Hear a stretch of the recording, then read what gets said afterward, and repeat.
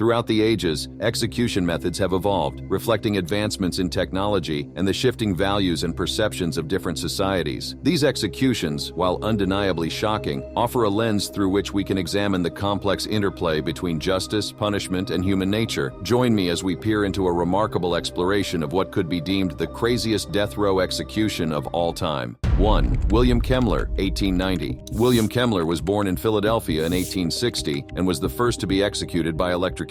Raised in a household that struggled with alcoholism, Kemmler's education was cut short at the tender age of 10, leaving him illiterate. His father's butcher shop became his informal classroom, where he acquired skills that shaped his livelihood. However, tragedy soon darkened Kemmler's path. His father fell victim to the violent consequences of alcohol, succumbing to an infection resulting from a drunken brawl. Not long after, Kemmler's mother also lost her life due to the complications of alcoholism. With the loss of his parents, Kemmler's life took a new trajectory. He ventured into the peddling business, seeking financial independence, but his relationship with alcohol seemed to deepen, and a particularly memorable incident revealed his impulsivity and drinking habits. In a misguided display of bravado, he attempted to leap his horse and cart over an 8-foot fence, destroying the cart and cargo. The crime committed by Kemmler that led to his execution occurred on March 29, 1889. After a night of heavy drinking, he violently confronted his common-law wife, Matilda Tilly Ziegler. He was fueled by jealousy and then accused her of theft. He also confronted Tilly over suspicions that she intended to flee with his male friend. This sparked a heated argument, resulting in Kemmler's chilling decision. Calmly retreating to a nearby barn, he retrieved a hatchet and returned to their house. He delivered multiple fatal blows to Tilly with cold calculation, abruptly ending her life. Following the brutal murder, Kemmler shockingly confessed his crime to a neighbor. The wheels of justice turned swiftly, resulting in his arrest for Tilly Ziegler's murder. 3 days later, he was tried and sentenced to death by electrocution. This sentencing stood as a landmark in the history of capital punishment, as New York adopted this supposedly more humane method of execution. In the early hours of August 6, 1890, Kemmler's execution unfolded within Auburn State Prison. The atmosphere was tense as this new method was tested on a human for the first time. Rising at 5 a.m., Kemmler dressed in somber attire and underwent a pre-execution ritual that included prayer and head shaving. At 6:38 a.m., composed but apprehensive, Kemmler entered the execution chamber accompanied by Warden Charles Durston. 17 witnesses gathered to witness this unprecedented event. Surprisingly, Kemmler remained collected, defying expectations by not screaming or resisting. However, the ensuing events took an unforeseen turn. As Kemmler was seated and restrained, the warden prompted him to stand for an electrical lead to be attached through a hole cut into his suit. Once accomplished, Kemmler returned to his seat, masked and strapped in a metal apparatus affixed to his bare head. The generator, previously tested on a horse, was charged with 1,000 volts, intended to induce rapid unconsciousness and cardiac arrest. This initial attempt failed, with Kemmler surviving the initial surge. In response, the generator's voltage was doubled to 2,000 volts. The second surge unleashed a torrent of violence within Kemmler's body. Blood vessels ruptured, leading to internal bleeding. Witnesses recounted the horror, some claiming to have seen his body catch fire. An overwhelming stench filled the chamber as singed hair and flesh permeated the air. This grotesque spectacle earned its place in history as an execution far worse than hanging.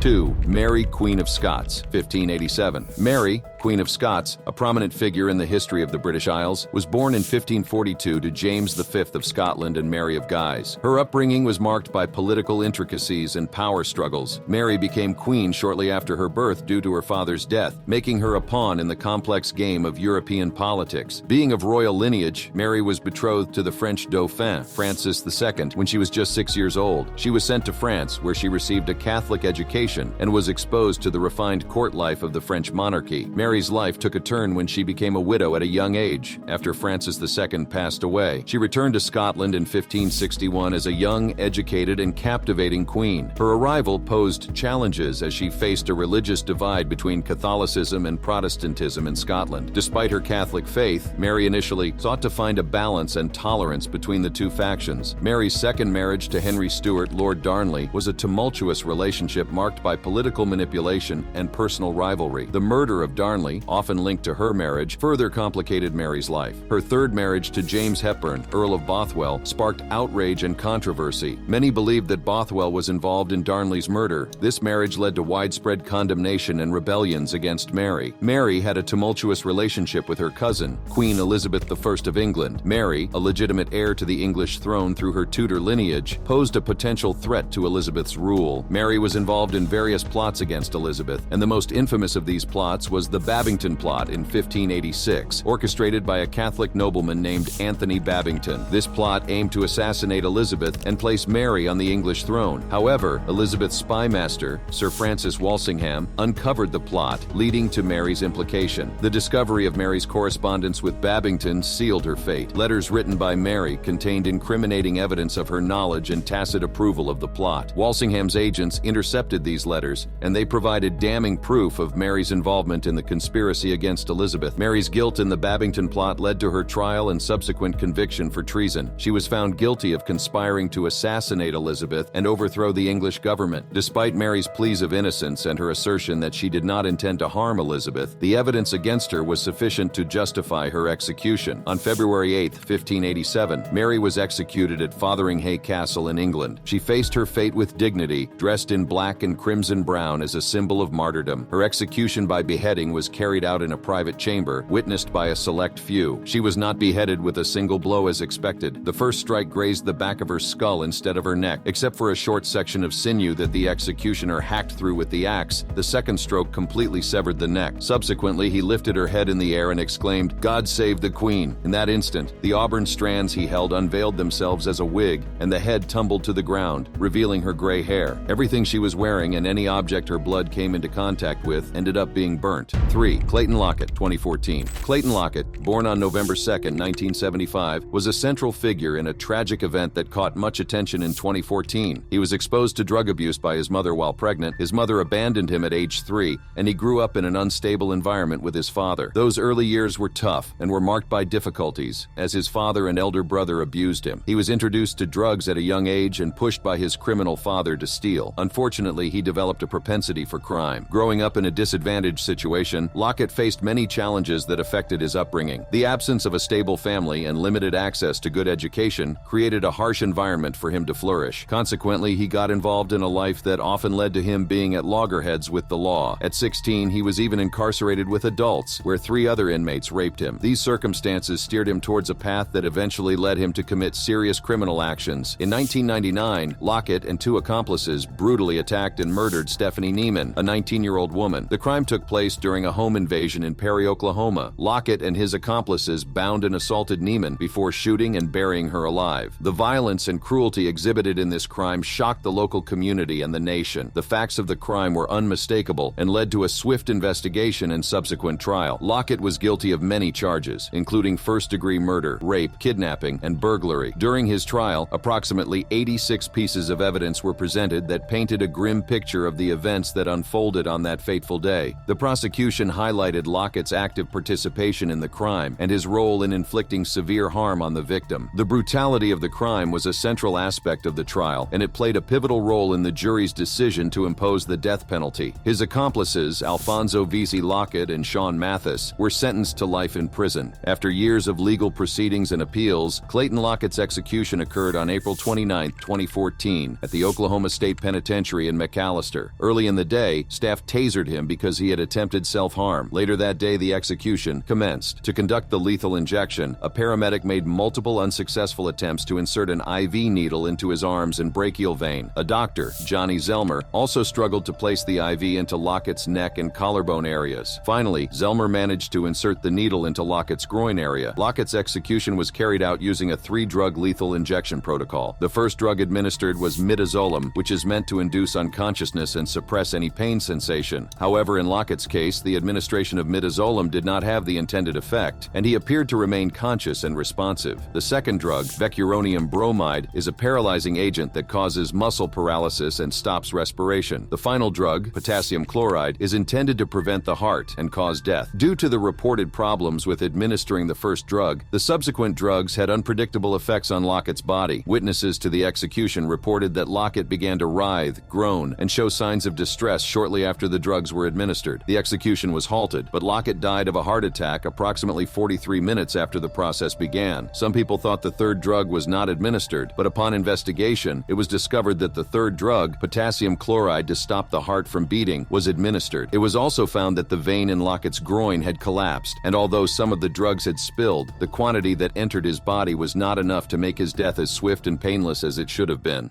4. Robert-François Damiens, 1757. Robert-François Damiens, a name etched in history for his shocking assassination attempt on King Louis XV of France in 1757, provides a fascinating glimpse into the turbulent times of 18th century Europe. Born in 1715 in La Teuloie, a village in northern France, Damiens grew up in an era marked by social inequality, political instability, and discontent among the lower classes. As the son of a gatekeeper, he hailed from a modest background, which placed him squarely within the ranks of the common people. Little is known about Damiens' early years is little known, but his entry into adulthood coincided with significant social and political upheaval. The 18th century in France was characterized by a stark contrast between the aristocracy's opulent lifestyles and the hardships the ordinary citizens faced. Widespread poverty, food shortages, and a sense of injustice sowed the seeds of discontent among the lower classes. As Damiens navigated his way through life, he likely witnessed the widening gap between the wealthy elite and the struggling masses. This socio-economic backdrop may have shaped his views and fueled his resentment towards the ruling establishment. In January 1757, Damiens executed an act that forever altered his destiny and earned him a place in infamy. In a daring and audacious move, he attempted to assassinate King Louis XV by stabbing him with a knife, albeit a penknife. Although not fatal, the attack left the king wounded and sparked a wave of shock and outrage across France. Damiens' failed assassination attempt was not just an act of personal vengeance, it was a manifestation of the deep-seated grievances felt by many in a society characterized by inequality and oppression. While condemned by many, his act also highlighted the growing dissatisfaction with the monarchy's excesses and the yearning for change. Damiens' violence was seen as a desperate response to these inequalities and an attempt to challenge the established order. Following his arrest, Damiens was subjected to a highly publicized trial that captured the nation's attention. The trial proceedings highlighted the seriousness of the crime and the potential threat it posed to the monarchy. The gravity of his actions overshadowed Damiens' defense, and he was found guilty of regicide, killing a monarch. The punishment that awaited Damiens was not just a legal consequence, but also a deeply symbolic act that aimed to reinforce the monarchy's authority and deter any future challenges to the regime. The execution of Damiens was nothing short of gruesome. On March 28, 1757, he was subjected to various forms of torture, including applying red-hot pincers to his flesh as part of the process known as peine forte et dure, or hard and forceful punishment. This torture was meant to extract information about potential accomplices and motivations. Subsequently, Damiens was subjected to a brutal form of execution known as drawing and quartering. This cruel method involved being drawn on a wooden cart to the place of execution, hanged until almost dead, disemboweled, beheaded, and the rest of his body was then divided into 4 parts with horses holding each part. The execution carried out in front of a large crowd was not just a physical punishment. It was a deeply symbolic act of retribution and a warning to anyone who dared to challenge the monarchy's authority. After Damiens was dismembered, an applauding crowd witnessed the burning of his reportedly still living torso on a stake. According to certain sources, his life is believed to have finally ended when his last remaining arm was severed.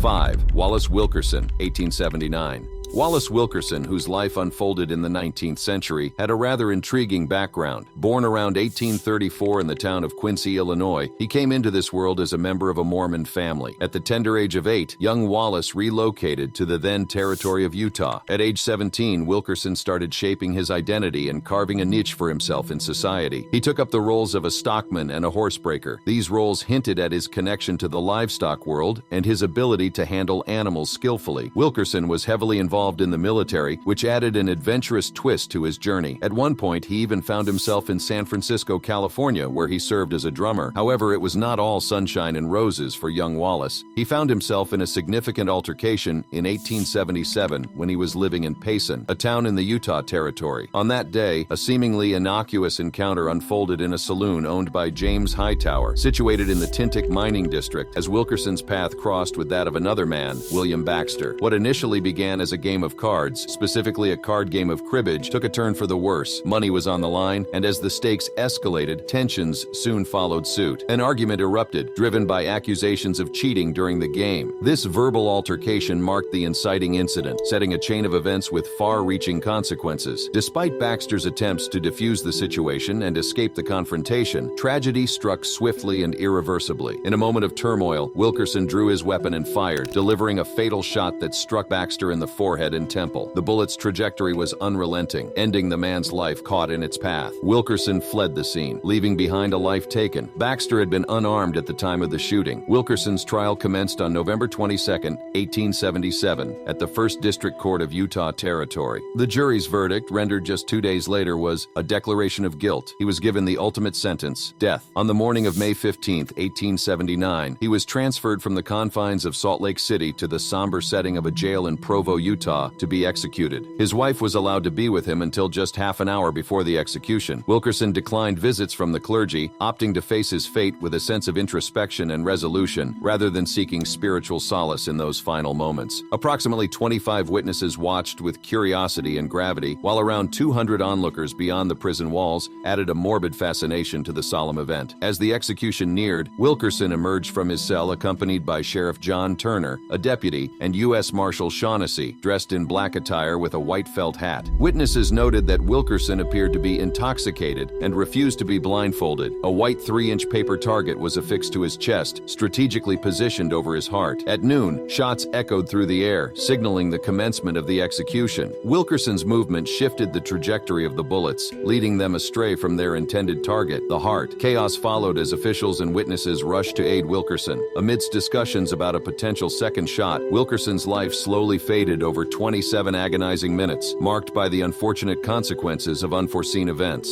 While some suggest it could have been a quicker passing, around 15 minutes, his execution was a scene of confusion and grim reality. The execution etched his name into history, reflecting the complex nature of life's final moments and the profound impact of unforeseen circumstances.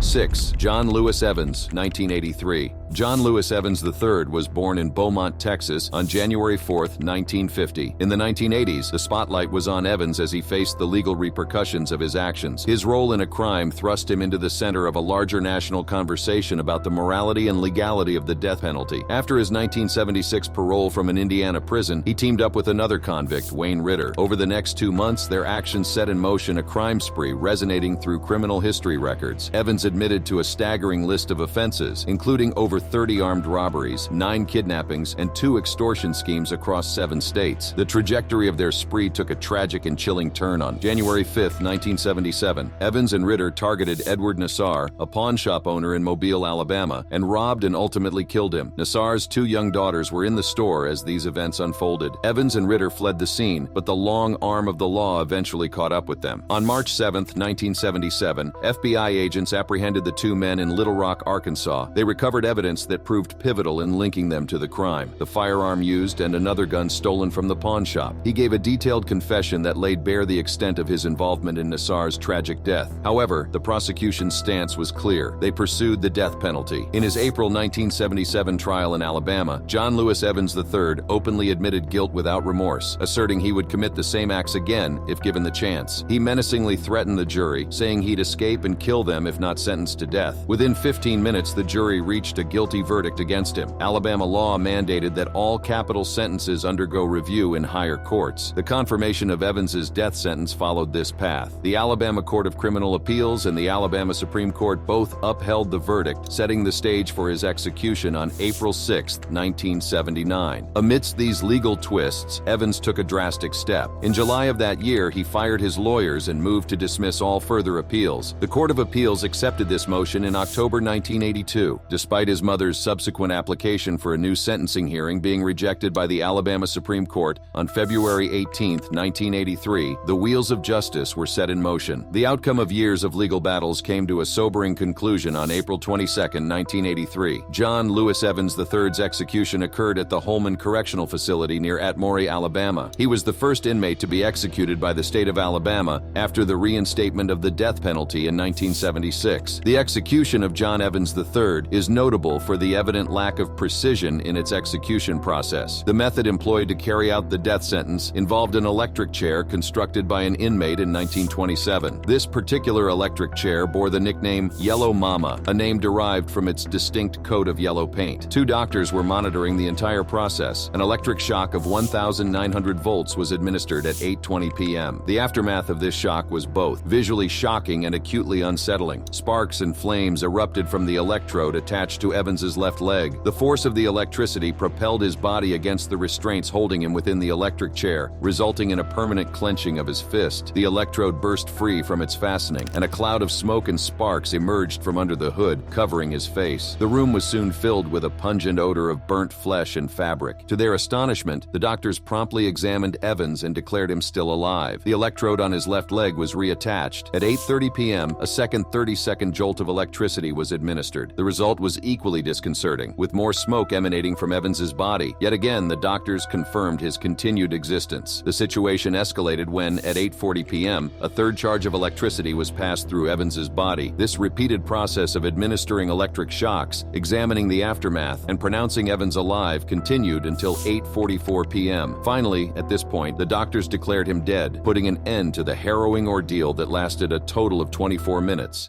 7. Arthur Lucas, 1962. Arthur Lucas, born on December 18, 1907, had roots in southern Georgia, USA. He eventually became known for his involvement in a chilling criminal case that marked one of the last instances of execution in Canada. The crime that forever etched Arthur Lucas's name into history was a harrowing act of violence on November 17, 1961, in Toronto, Canada. On that fateful day, Lucas found himself entangled in the murder of Thurland Crater, a 44-year-old drug dealer with connections to law enforcement as an informant. Crater was shot 4 times in a gruesome display of violence that shook the community. But the grim story didn't end there. Lucas was also suspected of having a hand in the death of Carolyn Ann Newman, a young 20-year-old woman who happened to be Crater's common-law wife. Despite this suspicion, Lucas was never brought to trial for her death. The details surrounding the murders were gruesome and shocking. Crater's life ended in a hail of bullets, while Newman suffered a horrific fate, nearly decapitated. The brutality of these crimes left a lasting impression on the public and law enforcement alike. The evidence against Lucas was compelling, with a ring belonging to him found within a pool of Newman's blood. Moreover, bloodstains in Lucas's car were matched to the victims, further linking him to the crime scene. Additional damning evidence included the presence of gunpowder in Lucas's hand and the discovery that he had recently trimmed his nails, beneath which traces of blood were found. Lucas's actions resulted in his arrest, and he soon faced the judicial system for his heinous deeds. Alongside another prisoner, Ronald Turpin, Lucas met a grim fate at the hands of Canadian law. Although Lucas claimed innocence until death, Ronald's case was clear, open and shut. On December 11, 1962, Lucas and his fellow inmate Ronald Turpin were scheduled to face the ultimate punishment for their crime's execution by hanging. However, what transpired during Lucas's execution was nothing short of horrifying. Chaplain Cyril Everett, who was present at the execution, later revealed a tragic miscalculation that would forever haunt the memories of those who witnessed it. As Lucas was prepared for the execution, the hangman made an unfortunate error in estimating Lucas's weight. As a result, when the trapdoor was opened, the force of the fall was more than anticipated. The chilling outcome was that Arthur Lucas's head was virtually torn from his body. His head, rather than snapping cleanly, was held by the sinews of his neck, resulting in an image of horror that is difficult to imagine. The execution, intended to be a solemn act of justice, turned into a gruesome spectacle due to a technical error. This botched execution raises serious questions about the ethics and efficacy of capital punishment. While the practice itself is already a subject of intense debate, the events that unfolded during Lucas's execution add a layer of complexity. It underscores the potential for catastrophic errors, even in meticulously planned executions, shedding light on the human fallibility inherent in such processes.